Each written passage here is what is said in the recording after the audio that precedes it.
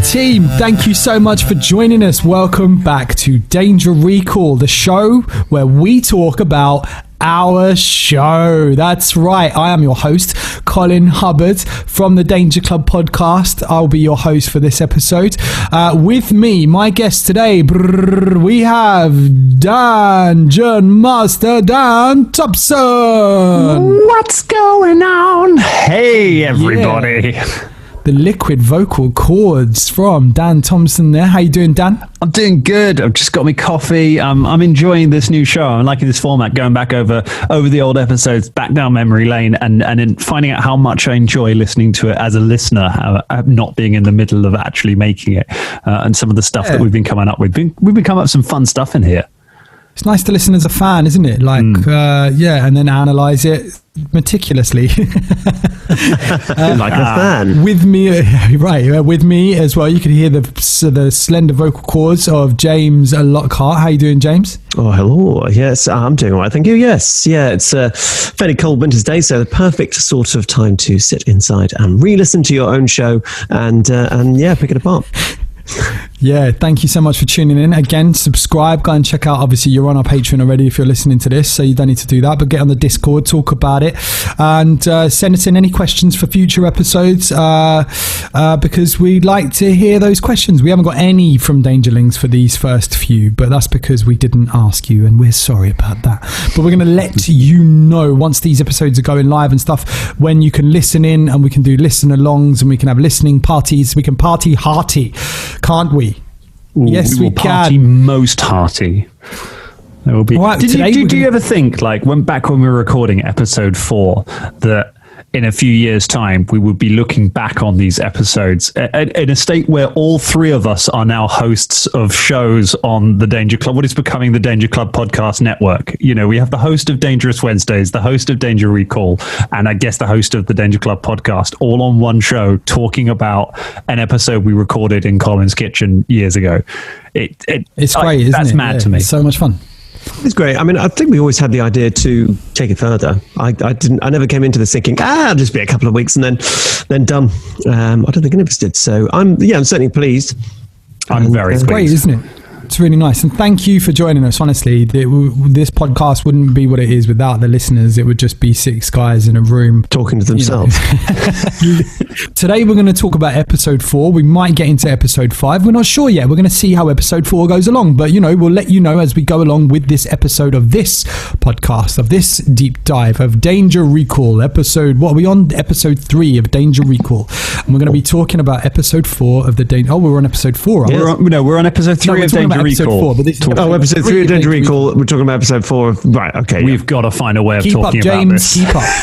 It's getting so confusing. Maybe we should call these like A, B... Oh, but we'd get till only 26 episodes, didn't we? So. Episode 4 of the Danger Club podcast, first released June 25th, 2018. It's called The Walder of Frey. Dan, why do we call it The Walder of Frey? Walder of Frey. I was again quite pleased. The Walder of Frey is a Game of Thrones reference. Walder Frey is a character from Game of Thrones, that show that was popular at the time, which is crazy because this is like the second Game of Thrones reference that there has been in the show. I think there's one about Martin. Like, there's a bunch of them early on because it was still such a big thing. And now it's something that nobody talks about. Like, it's become one of these things like Avatar. This thing was just incredibly huge and made so much money and was so amazing, and has left basically no cultural residue at all once it's finished. Like, as soon as it's ended, it's just disappeared from the collective mindset. So I would not hold it against you for having no idea what this episode title is a reference to. Yeah, it just kind of happened, didn't it? It was like, oh, well, that was that. Let's move on. What's the next thing? But it's because it is Game of Thrones. It's about investigating the murder of Arkovin Walder, the person who was killed. Who's going to do a recap on this one, Cole? Do you want me to give you a quick recap? Yeah, you can do that. First off, we've got music from Kevin MacLeod, Miuccia Capelli, Johannes Burnoff, and Ross Budgeon. Oh yeah, we did. We did a shout out to all the people who've done music so far for the show, didn't we? In this one, yeah, we did. Yeah. Can you imagine if we kept doing that? Where did we record this one? Because I don't actually remember where we recorded it. I think it's at yours. I'm sure it was at yours. I think it's still on. Listening to it, I think it's still at yours. possibly still on one mic. We might have gone to two mics by this point. But no, do you know what? I think we're definitely on more than one mic. Okay. Because you can hear it. And I think you might be right. We hadn't gone to 3 yet, but we definitely have 2 mics. And so 3 of us are sharing a mic each. The sound quality is a bit better on episodes 4 onwards. I think it really jumps. We do hear we might have 3 mics actually. I'm not sure how quickly we jumped to 3 mics, but that we had more than one by this point. I think it was like, I think I have my own mic because I talk all the time on it, as I do on this, because it's me. And then I think Drummond had his own mic because it was just easier to be able to modulate Drum's voice if he had a mic that he could move in and out of. And then or maybe it was like one mic for 2 sides of the table, something like that. I think it was one mic for 2 sides of the table. I remember building a mic stand out of books and polystyrene blocks. And having to sit very, very carefully in case, you knock it and the whole thing would come down. I do remember that. We're not the first podcast to do that, and we're not the last. I hope we took pictures. I'm sure we must have done at the time. I don't think it seemed as important at the time, but I hope we took pictures. It was proper guerrilla podcasting. Yeah, it was. I loved it. It was proper old school. There's a few pictures out there. And we've got maybe if we look back, actually, we'll be able to see how many mics we've got around this time, because I think I could probably work out which record it is. I'm sure we took pictures of every one. So we're still using Yeti. Sorry, I'm going into your bits talking about tech, aren't we? No, that's okay. That's fine. We're definitely using a Yeti. We're probably using my M Audio condenser mic through my USB interface, which is a really decent mic. And we might be using either yours or we might be using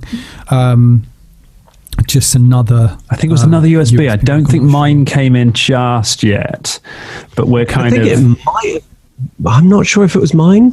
Yeah, it was a USB. It might have been. I mean, I had my mic by that point. We had a whole problem do you know what? It wasn't Ross's mic. It was your mic. We had your Yeti at my house. Because I remember we used your Yeti at my house for ages. Anyway, you don't need to know this, Dangerlings, but we were upgrading our equipment. We're trying to remember what it was, but we can't remember everything. But anyway, so let's have a summary of episode 4 of the Danger Club podcast. In episode 4 of the Danger Club podcast, trying to get the narrator voice in there. The Danger Club began their investigation into the murder of Arkovin Walder, and to do that they went to the locked box. First of all, they had an argument about whether or not they'd been to the locked box already, and then they remembered that they actually hadn't been to the locked box, and so decided to go there and find out. So the locked box is a pawn shop that was owned by the person who had been murdered. So they went to investigate it. They got into a confrontation with the guards. They met the grieving widow of Arkovin Walder and were allowed to investigate. So they started turning over the place, looking through papers. They discovered a route down into the vault underneath the lockbox. They went down there. They managed to open up the vault finally. And as they were going into the vault, something came running out of the darkness and attacked MZ. And that is episode 4 of the Danger Club podcast. Very nice. Good. I'm getting good at these now, aren't I? Summary. Yeah, that's good. I told you this is going to evolve, this podcast. It's going to have its own little bits. I'm not sure what they're going to be yet, but hey, we're getting there. We're getting there. As our podcast evolves, this podcast will evolve. Do you see what I mean? Danger Club evolves. Danger Recall evolves. So yeah. First note I've got written down here, Dan, is Dan's bad voice. Yeah.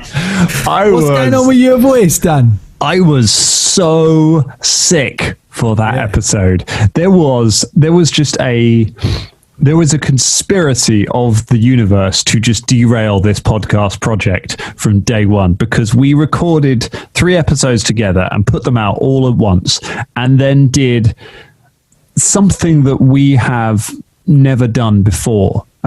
Which is we did those without having any more episodes in the bag. So then we had to get a new episode turned around in like a week to get it out on time. So there was one day that we could record this show and not have it. And the day before that, I woke up really sick with no voice at all and I just had to steam my vocal cords and just try and get some kind of use of my voice back before then, it did mean that I could then jump on Audacity quickly before coming over and record the previously on the Danger Club podcast, which I have never been able to replicate since. That's just me ill. There's no vocal effect on that.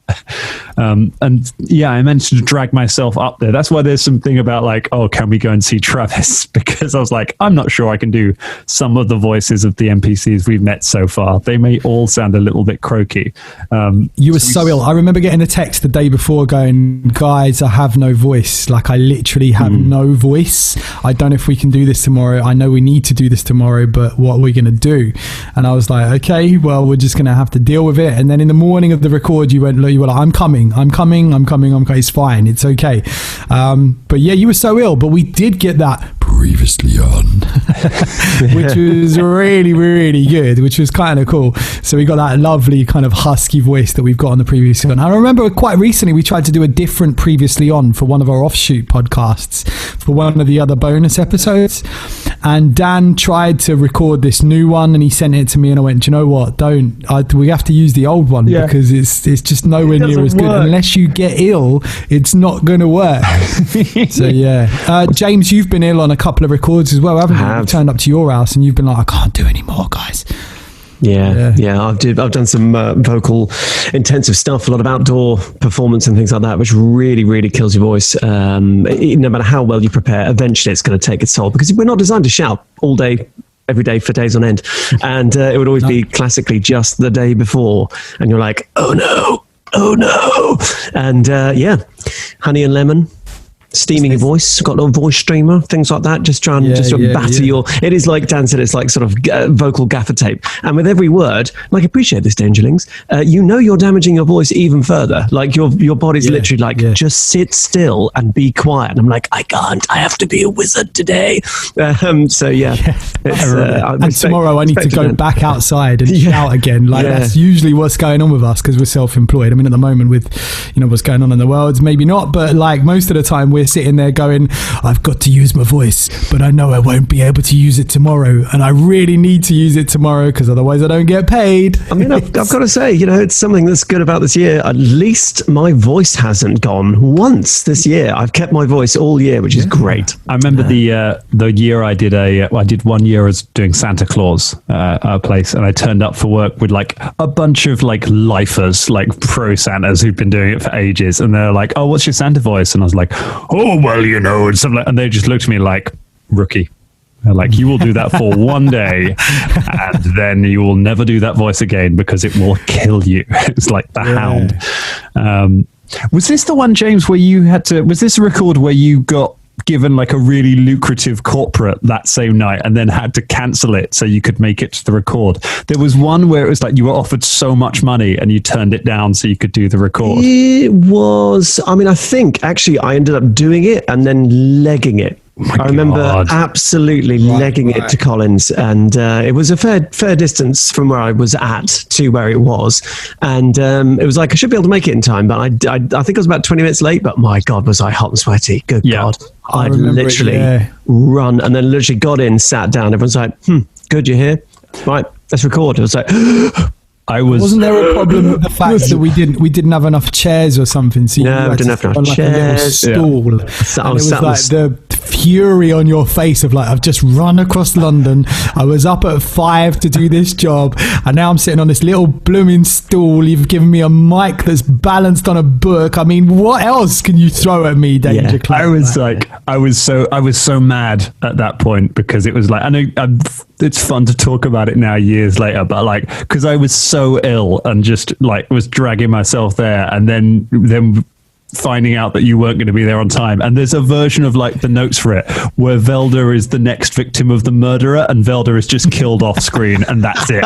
And we're like, James isn't doing the podcast anymore. That's all we're going to do. And then got there and just calmed down and we just got through. But I mean, this record was quite a tense one because we were just ill and tired and had to get it done. And then as soon as like by the time we were about halfway through the episode, we've all chilled out, and then it's fun again and we have a beer afterwards. But it was just one of those times when the universe is like, you will not make this podcast. But we made it work and we had a really good time. If I remember correctly, we had a really good time. As you say, Dan, like at first it was really stressful, but that's the magic about working with, I don't know about your point of view, but from my point of view, the magic of working with all you guys is, relationships are weird, aren't they? We all argue with people we love and, respect or whatever, but you sit down, us six sit down, and something happens when we turn that on switch when we start recording. It is really magical, so thank you for working with me. And I think it's a fairly common creative thing as well, because they say, oh, you should leave your troubles at the door. Of course you can't do that, we're not automatons, and I think no matter what else is going on in people's lives, it does take a little bit of time just to level it out and be like, cool, we're doing this now, forget all that stuff outside, we're now sort of 6 friends sat around a table and yeah. I think I envisage, just to go back on track with this episode, I think what we're doing here, team, is every time we have a new recording place, there might be, well, for the first few different records anyway, there might be a slightly longer preamble to this podcast where we talk about the process and how we remember. So this episode of Danger Recall might only be episode 4, because we've talked about the record process for quite a while. So anyway, let's get into it. I think, Colin, because this is your new little baby, I think that's a nice idea, because it's also, we love doing this for the Dangerlings, but it's quite interesting, I think, to hear what our thought processes were, or sort of, maybe if other people are trying to do it. I know we mentioned before about other people recording podcasts, what sort of things you might face, and that we still face. We still, these are still things that you work through. It gets easier the longer you do it, but hang in there, guys. It's great fun, and you'll get there. And just be kind to each other. Be nice. Let's be nice to each other. All right. So the next note I've got written down is the sound is upgraded so much. Listen to our voices. OMG. So thank you so much again. I don't need to mention that and big ourselves up again. I'm not saying that. It's just that we were getting better, and gradually you get better at these things. James is right. We have Caragor's many names. He's got about 3 different names already, which is mental. Dan, did you enjoy that as being the sort of the master of the game? I had no rules whatsoever on what people could choose to play for this, other than it had to be first party, couldn't be third party. Looking back on it, like originally Caragor was going to be a fighter, so we nearly had 2 fighters in the group, right? And I sort of allowed anything. Looking back on it, there are 2 things that I would have asked of everybody for the start of it. I would have asked that we try and vary the alignments a little bit, so not everyone is chaotic neutral, which I think came up, apart from M, which I think came up, just so we had a bit of a spread there. And we got beyond that eventually. But the other one was, I would have asked that, I was like, please can everyone have one name, and that name is not secret from the beginning, because it takes so many episodes until we know the names of all of the characters in this show, which I can tell you made it really hard to promote the show in the early days. We're trying to like Scott's trying to do tweets about this, and but nobody knows what half the cast are actually called. We found something straight at the beginning of this. Obviously, Em and Fulton found it. We make a joke as well. When Velda casts a cantrip, but it doesn't work, does it then become a can't trip? I don't know if that's the only time we make this joke. We can track that. I think we make it about 7 times. I think it comes during back, this podcast. Maybe. Not as many times as you think, I don't think. It's a good one. Yeah, it's a great joke, don't get me wrong. At 14 minutes, Gary, not Shania, and Kara team up for the first time. They don't call themselves Cop, but they do team up, which is quite interesting to track that. Do you know what? Just jumping in there as well, I'd forgotten, this leads on from Dan's sort of comment. Shania was trying to change her gender as well. So she wasn't just keeping her name secret, she was also keeping her gender secret. And I didn't realize that until I re-listened. I was like, oh yeah, because she keeps saying, no, I'm a man, I could be anything. And we're like, okay, dude, come on then. So it's so confusing. It's just like you couldn't be any more secret. And is this the episode where Drum's like, are you saying I haven't got any balls? And we're like, no, your character, Drum. Yeah. It's wonderful. Yeah. Wonderful. The team finds some footprints. They're wolf-like. This is part of the actual story, but we don't choose to follow it, I don't think. There is a reference to LL Cool J. The full name, his full name, by the way, LL Cool J, is Ladies Love Cool James. That's why, and I think we mentioned that. Is that actually his name? I thought that was a joke. I think Colin mentions it, yeah. I mentioned it very briefly, but just to go into it. So Ladies Love Cool James was his, I think he was quite young when he started LL Cool J. And when you're young, you give yourself these, bravado kind of names when you're quite young. And I think James Todd Smith, his real name, he decided to call himself LL Cool J. So anytime you see LL Cool J in any film or TV show, just use his full name. Ladies Love Cool James. Songs like Radio, Mama Said Knock You Out is tune, an album and a song. It's a tune, but an album. The album went double platinum. So yeah, there you go. Ladies Love Cool James. Mama Said Knock You Out. If you haven't heard that song, go and listen to it. It is fantastic. Really good. I think if you, sorry, go for it, James. I was going to say, if you want to meet LL Cool J's security, by the sounds of it, then use his real name. I'm sure you'll meet them very quickly. Yeah, I love in terms of initials. There's a wrestler called CM Punk who is very famous, and one of the famous things about him was that nobody ever knew what the CM stood for, and it was like he was always kind of like, oh, it's Chicago made, or it's like, and they deliberately giving different things. And then a couple of years ago, he was involved in he had to go to court for a trial over licensing or something or other. But he was asked under oath what the CM stands for and had to answer, and it stands for Chick Magnet. When he was a teenager and came up with it. Excellent. Amazing. And we're talking about tracking certain things in the Danger Club podcast. Speaking of tracking things in Danger Recall, it took 3 episodes before Dan somehow brought wrestling into the podcast. So there we go. One for the history books. At this point, Kara calls him Shania, and we all jump on him as players. We're like, we don't know his name. We don't know his name. We know him as Gary, and it's easily done. Because as we've said, it's quite confusing by this point. It was very confusing. I think we jumped to him just because he'd gone to so much effort to hide his real identity, gender and name and everything else, and then it was just like, yeah, Shania. So big up, Scott. That wasn't your fault, mate. No, of course it wasn't. He becomes scary in this one as well, doesn't he? Scary at one point, yeah. Do you remember Richard Scarry?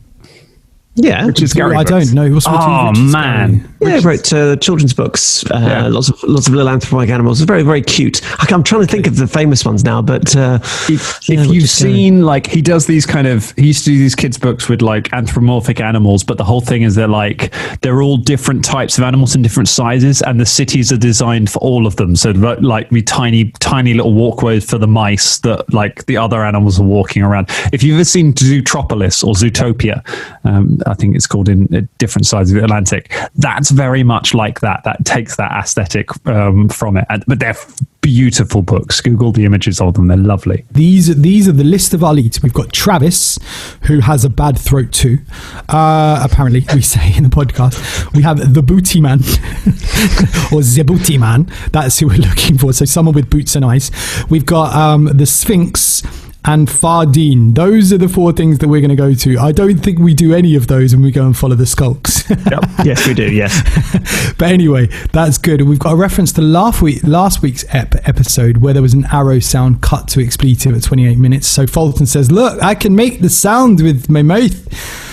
And I kind of yawn, not yawn, I sigh in the background because I'm not going to do that every time. We go to the lockbox. We look for someone with teeth and eyes. Around 31 to 32 minutes, Karagor first says, the Danger Club. Ooh.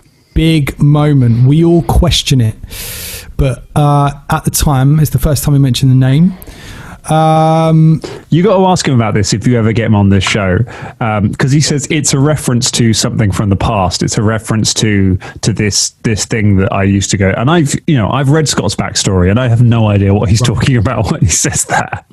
What, when he says the Danger Club? Yeah, he's like, oh, it's something to do with this group I used to run with, and they're called the Earwigs. Whether they were going to be called the Danger Club at that point, I'm not sure.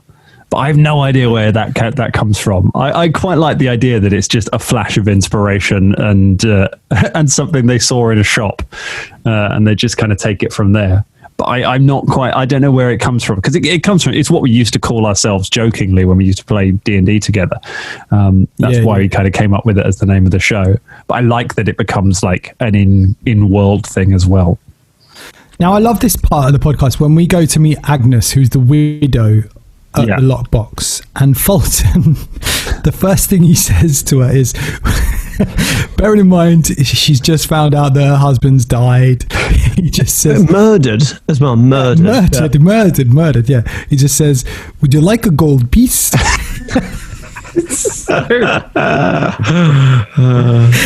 It's hilarious. Like, I don't know how you feel, but I just laughed. I remember laughing so much at that.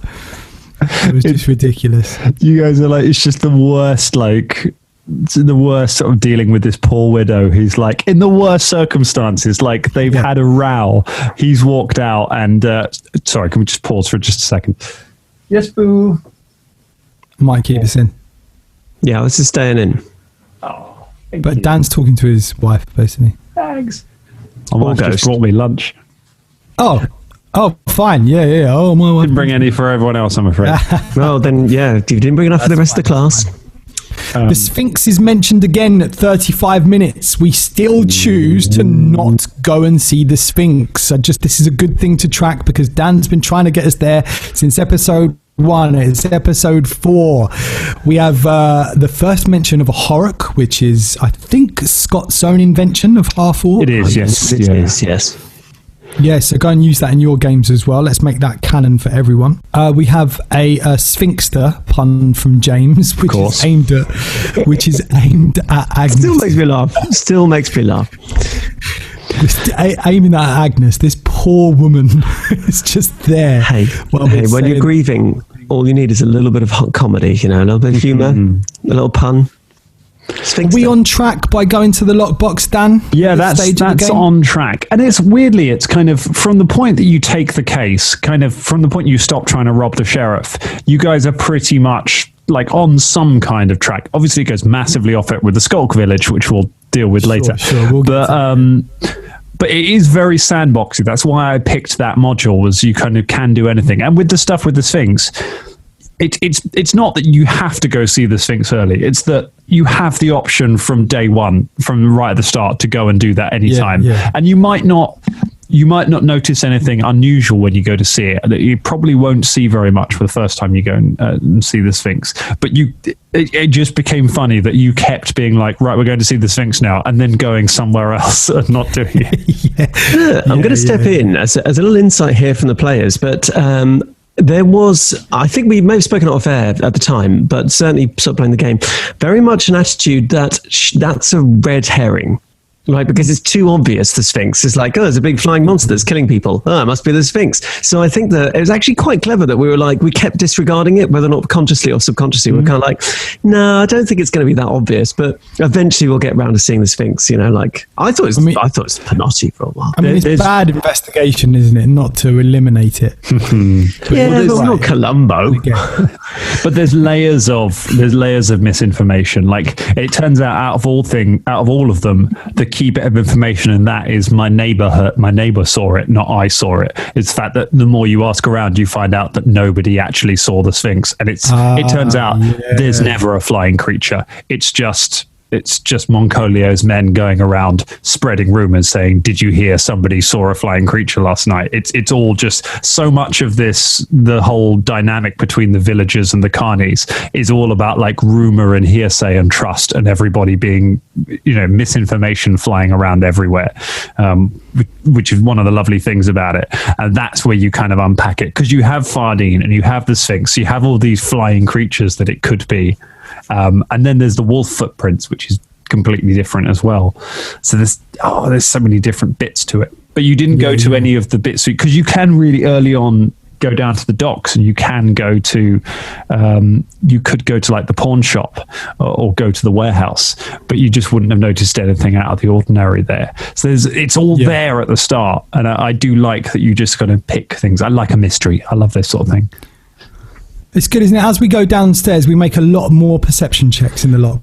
Yep. We are definitely more cautious in this game than we have been before. I think for the first 3 episodes, we sort of listened to those and went, "Oh shit, we better start playing the game properly," which is good. Velda leaves, not leaves essentially, but he starts doing some menial work and then decides that it's going to be too much straight away, which I found really funny. Like, he looked into doing all the kind of stuff, and then about a minute later at 53:40, he's like, "Nope, not doing that anymore." 53:40, M makes a perception to see if he hears Caragor use his real name, which he hears. This was a little trait that M had, where he would, if somebody whispers something on an aside, he would always roll to see if he heard it. Do you know what I mean? And there was a little bit of like, is he metagaming, is he not? But I just thought it was quite a nice thing that he was using his elvish hearing to kind of hear things that other people wouldn't.